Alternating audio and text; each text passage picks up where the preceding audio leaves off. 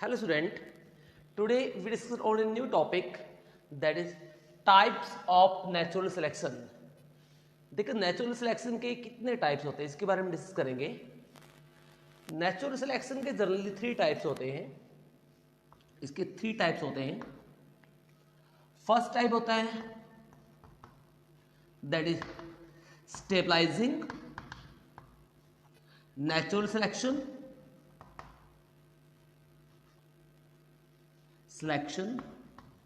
और जो second type होगा दैट इज डायरेक्शनल और progressive. Directional natural selection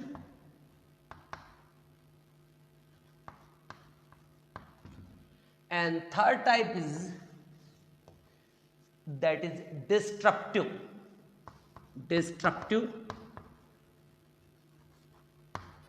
natural selection.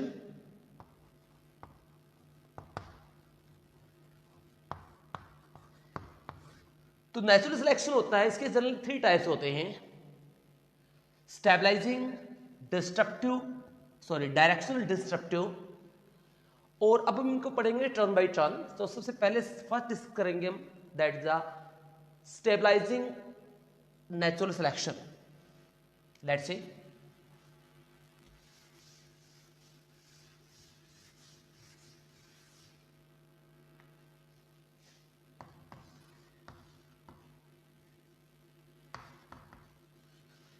Stabilizing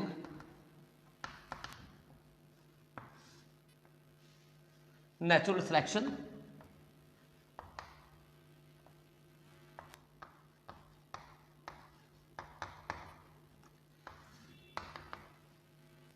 This natural selection is also known as balancing natural selection. इसे क्या कहते हैं? बैलेंसिंग नेचुरल सिलेक्शन भी कहा जाता है. इसे बैलेंसिंग नेचुरल सिलेक्शन भी बोलेंगे.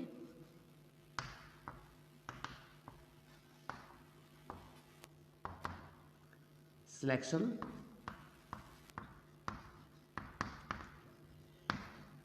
यहां पे क्या होता है? यहां पे एक ओवर स्पेशलाइज जो करेक्टर होता है, कोई भी ओवर स्पेशलाइज जो करेक्टर होते हैं उसको एलिमिनेट कर दिया जाता है. या नॉर्मल और एवरेज करेक्टर होता है वो यहां पे इस नेचुरल सिलेक्शन में सिलेक्ट किया जाता है. यानी यहाँ पे ओवर स्पेशलाइज या स्पेशल जो करेक्टर्स होते हैं उनको एलिमिनेट किया जाएगा और जो इंटरमीडिएट या एवरेज करेक्टर होता है उसको नेचुरल सिलेक्शन यानी टेक पार्ट करेगा. वो ओवर स्पेशलाइज्ड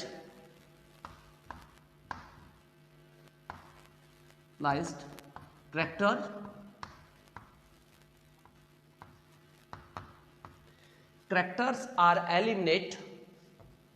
यहां से क्या होंगे? ये गायब हो जाएंगे ऐसे.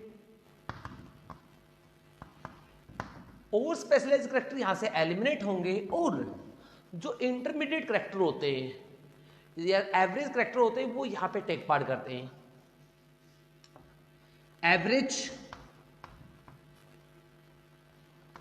और हेट्रोजाइगस.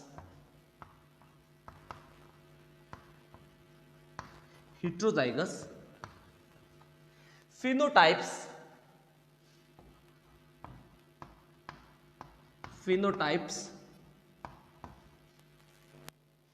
एवरेज और हेट्रोजाइगस जो फिनोटाइप्स होता है takes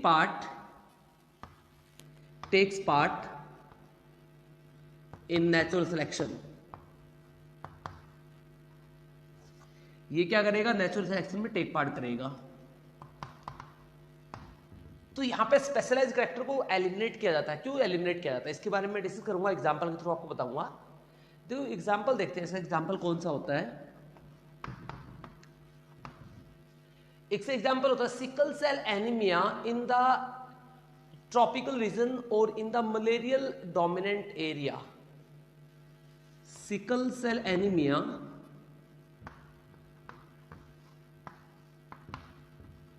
in malarial dominant area. In malarial dominant area,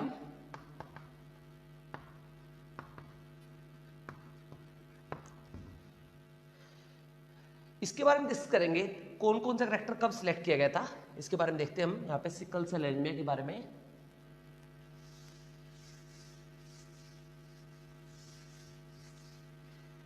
देखो सिकल सेल एनीमिया की 3 कंडीशन होती हैं। एक तो सिकल सेल आरबीसी होती है। सिकल सेल एनीमिया होता है किस केस में? सिकल सेल एनीमिया होगा like in the case of RBC, जो यहाँ पे मिलेगा जीनोटाइप की जो एक्सप्रेशन मिलेगी वो मिलेगी आपको एचबीएस, इस टाइप की एक्सप्रेशन मिलेगी हीमोग्लोबिन की। और दूसरी कंडीशन होती है जो होती है हेटेरोजाइगस। हेटेरोजाइगस में क्या होता है, यहाँ पे कुछ आरबीसी नॉर्मल बनेगी, कुछ आरबीसी यहाँ पे यानी एनीमिक बनेंगी, सिकल सेल एनीमिक बनेंगी कुछ आरबीसी, यानी सिकल सेप आरबीसी बनेंगी, कुछ नॉर्मल बनेंगी। इसमें कंप्लीटली आरबीसी होती है वो सिकल सेप बन रही है, जिसकी वजह से आरबीसी होती है उसकी ऑक्सीजन कैरिंग कैपेसिटी बिल्कुल रिड्यूस हो जाती है और वो ज़्यादा ऑक्सीजन कैरिंग नहीं कर पाएगी और वहाँ से क्या हो जाएगी वो, और ये कंप्लीटली क्या होता है फैटल होता है, डेथ हो जाती है इस केस में। फिर हेटेरोजाइगस होता है। हेटेरोजाइगस में क्या होता है, कुछ आरबीसी सिकल सेप बनेगी, कुछ आरबीसी क्या बनेंगी, नॉर्मल बनेगी। ये क्या है, नॉर्मल है, और ये कैसी है, यानी सिकल सेप आरबीसी। तो इसके अंदर आरबीसी दोनों टाइप की बनेगी, नॉर्मल और सिकल सेप। फिर होती है नॉर्मल आरबीसी। नॉर्मल आरबीसी में क्या होता है, कंप्लीटली HbA, इसमें कोई सिकल सेल एनीमिया नहीं होता। आगे देखते हैं इस केस में क्या होता है। इस केस में ये फैटल रहेगा, डेथ हो जाएगी, इस केस में स्टिल सर्वाइव करेगा और इस केस में भी सर्वाइव करेगा। बट अगर हम बात करें in the case of malarial dominant area, malarial dominant area में क्या होता है, वहां पे आरबीसी, वहां पे मलेरिया जो था काफी ज्यादा लोगों की डेथ का रहता है।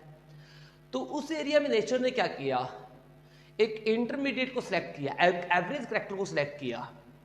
एवरेज करैक्टर कौन सा था, हेटेरोजाइगस को सिलेक्ट किया, क्योंकि अगर आरबीसी सिकल सेप होगी तो उसके अंदर मलेरिया का इन्फेक्शन नहीं होता या बहुत कम इन्फेक्शन होता मलेरिया का, अगर सिकल सेप आरबीसी होती है।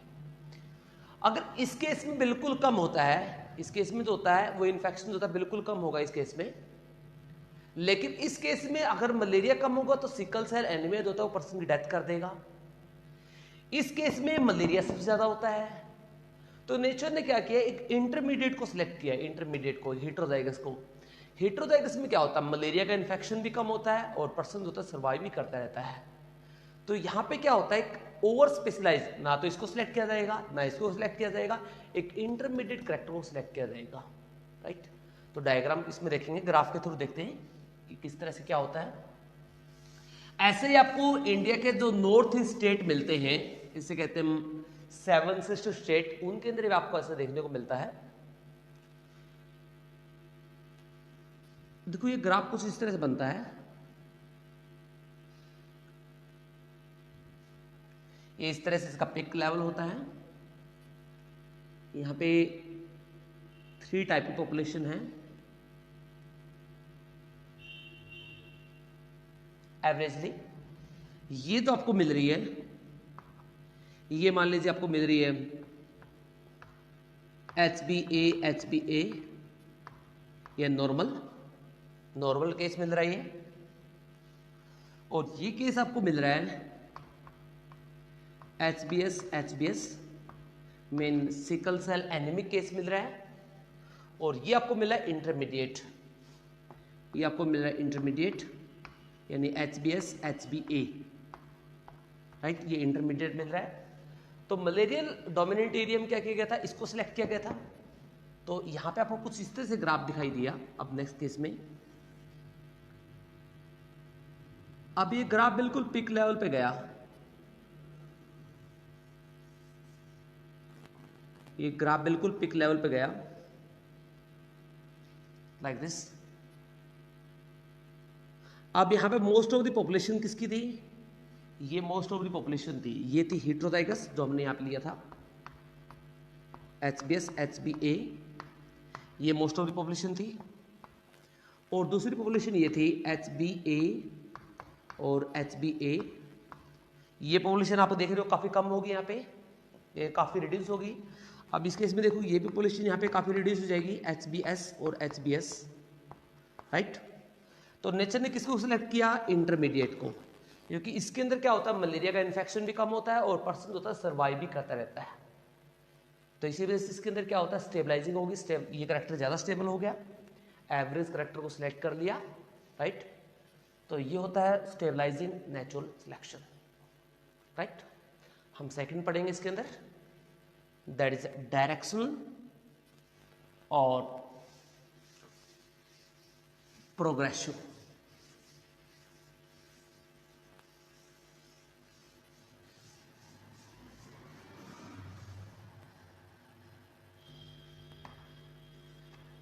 नंबर सेकंड हम करेंगे इसके अंदर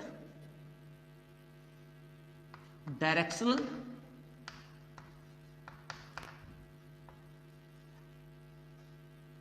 नेचुरल सिलेक्शन।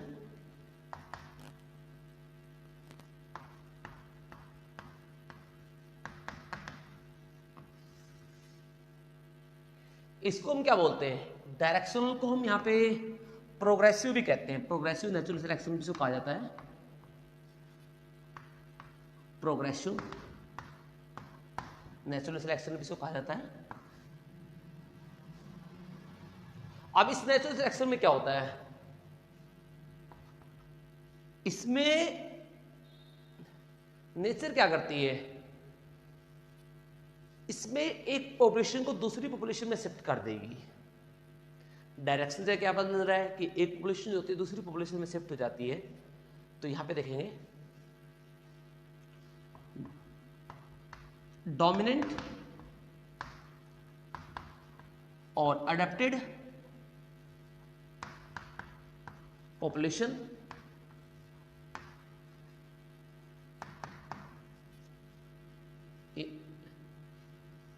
डोमिनेंट या अडेप्टेड पॉपुलेशन इंक्रीज, इनकी पॉपुलेशन इंक्रीज होगी। एग्जांपल देखेंगे, एग्जांपल आप ले सकते हो इंडस्ट्रियल मिलेनिज्म, जो आपने किया था इंडस्ट्रियल मिलेनिज्म।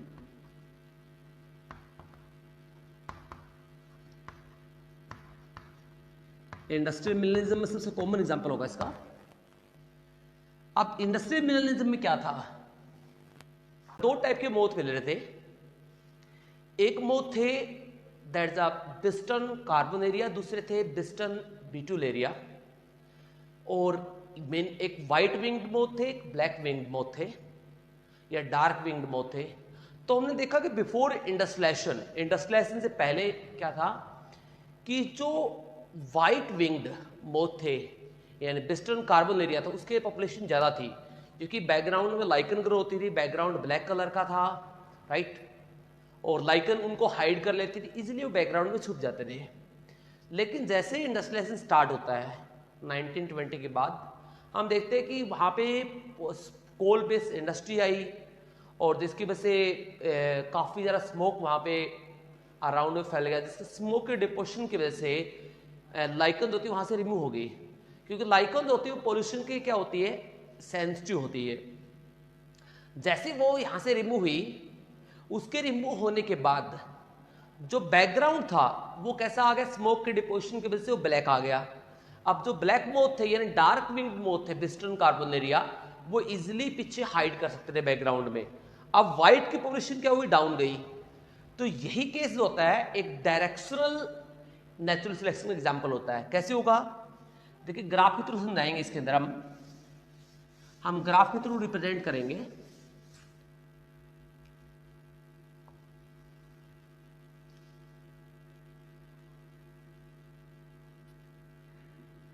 अब पहले क्या था, जो ब्लैक मोथ की पॉपुलेशन थी, ये मान लीजिए मैं इसको डॉटेड दिखा देता हूं, यहां पे इसको इस तरह से फिल करके, ये थी ब्लैक मोथ पॉपुलेशन या dark wing population, dark wing moth थी, ये पॉपुलेशन थी, काफी कम थी ये। और ये क्या थे, व्हाइट विंग मोथ थे, व्हाइट विंग मोथ थे,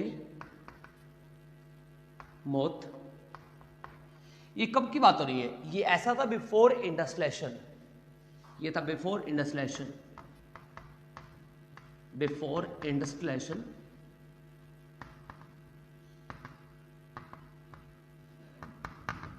अब क्या होता है, जैसे इंडस्ट्रियलाइजेशन स्टार्ट होती है, जैसे इंडस्ट्रियलाइजेशन स्टार्ट हुई तो हम देखेंगे जैसे इंडस्ट्रियलाइजेशन स्टार्ट हुई अब पॉपुलेशन जो होती है वो शिफ्ट हो गया आगे, शिफ्ट कुछ इस तरह से होगी। देखिए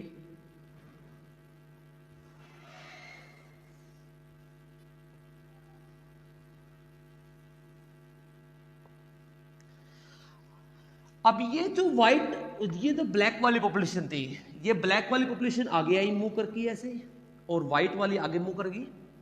तो ये आगे मूव कर गई तो ये जो व्हाइट वाली थी वो छोटे में, यानी आगे से पॉपुलेशन धीरे धीरे डिक्रीज हुई। अब क्या होगा, ब्लैक वाली आगे आई और व्हाइट वाली इससे आगे और गई। तो आप देखोगे ये क्या होगी, ये व्हाइट मोथ की होगी यहाँ पे population, white winged moth, winged moth यहां पे थे।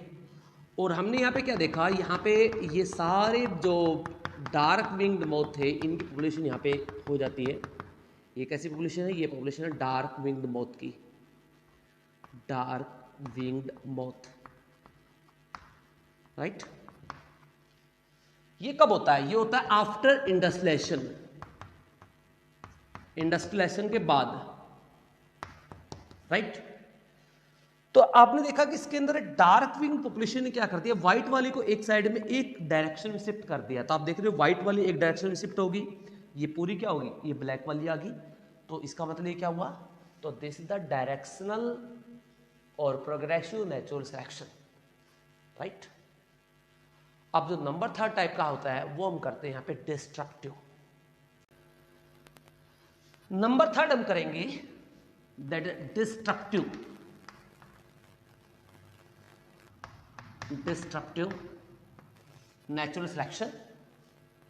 देखो डिस्ट्रक्टिव नेचुरल सिलेक्शन क्या होता है, डिस्ट्रक्टिव नेचुरल सिलेक्शन का मतलब ये होता है कि इसमें जो पॉपुलेशन होती है, यहां पे 3 टाइप की पॉपुलेशन होगी और यहां पे 2 तरह के ओवर स्पेशलाइज्ड करैक्टर को सिलेक्ट किया जाएगा और जो इंटरमीडिएट करैक्टर होते हैं उनको एलिमिनेट कर दिया जाएगा।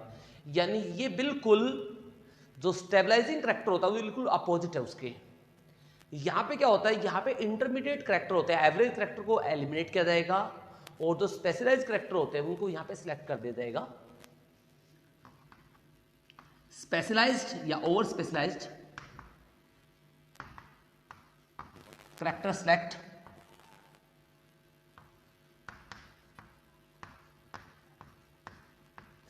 फिनोटाइपिक करैक्टर सिलेक्ट होंगे और एवरेज करैक्टर जो होते हैं वो यहां से क्या होंगे, एलिमिनेट होंगे।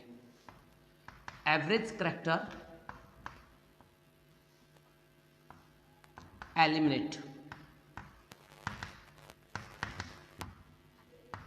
यहां से क्या होंगे, एलिमिनेट होंगे, यहां से गायब हो जाएंगे, राइट। ये केस आपको देखने को मिलता है डिस्ट्रक्टिव में। और इसमें एग्जाम्पल हम दें, यहां पे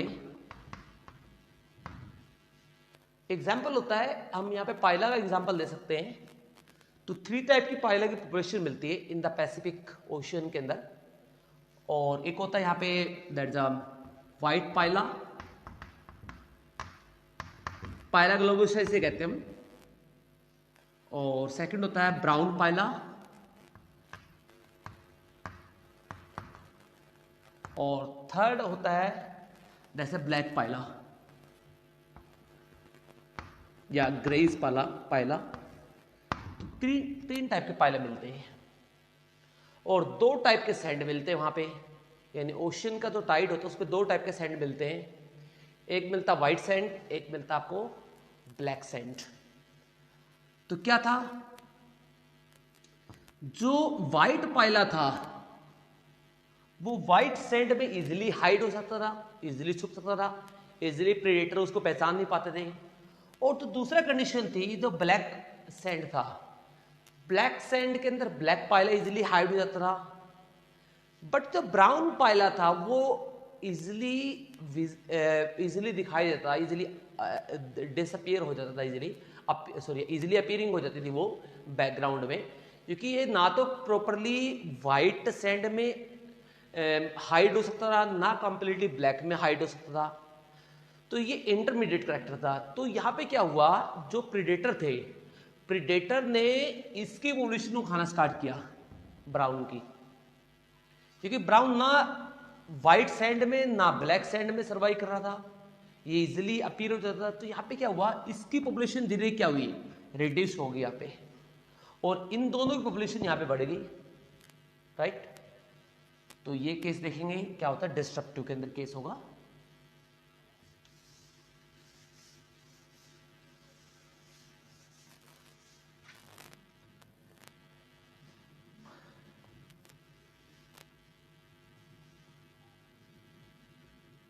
ग्राफ बनाएंगे,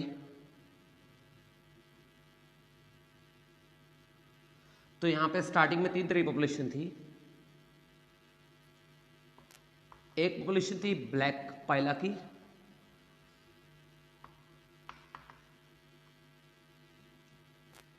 एक पॉपुलेशन थी व्हाइट पाइला की। दोनों स्पेशलाइज्ड करैक्टर होते हैं, स्पेशलाइज्ड फिनोटाइप करैक्टर होते हैं। और ये क्या था, ये था इंटरमीडिएट यानी ब्राउन पाइला, राइट। ये क्या होता है, ये ब्लैक पाइला है, ये ब्राउन पाइला है, ये व्हाइट पाइला है। अब यहां पे क्या हुआ, अब नेचर ने क्या किया, सैंड कितने टाइप का था, सैंड 2 टाइप का था, एक था व्हाइट, एक था ब्लैक। तो यहां पे ये हुआ कि नेचर ने क्या किया, नेचर ने व्हाइट को सिलेक्ट कर लिया, ब्लैक को सिलेक्ट कर लिया। अब देखिए ये कुछ इस टाइप का ग्राफ दिखाई दिया।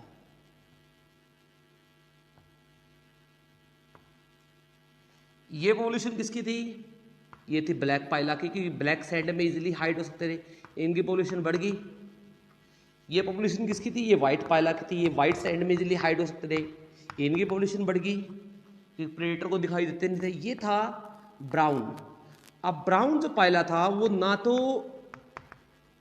बैकग्राउंड में छुप सकता था, अब ये ब्लैक सैंड में भी दिखाई देता, व्हाइट सैंड में भी दिखाई देता, इसलिए प्रेडेटर ने क्या किया, इनकी पॉपुलेशन को रिड्यूस कर दिया। तो इसी वजह से इसकी पॉपुलेशन रिड्यूस हो गई और दोनों स्पेशलाइज्ड करैक्टर जो होते हैं फिनोटाइपिक करैक्टर, वो यहाँ पे क्या कर गए, डोमिनेंट बन गए। तो ये एग्जांपल हो सकता है डिस्ट्रप्टिव नेचुरल सिलेक्शन का, राइट। तो that is about the types of natural selection.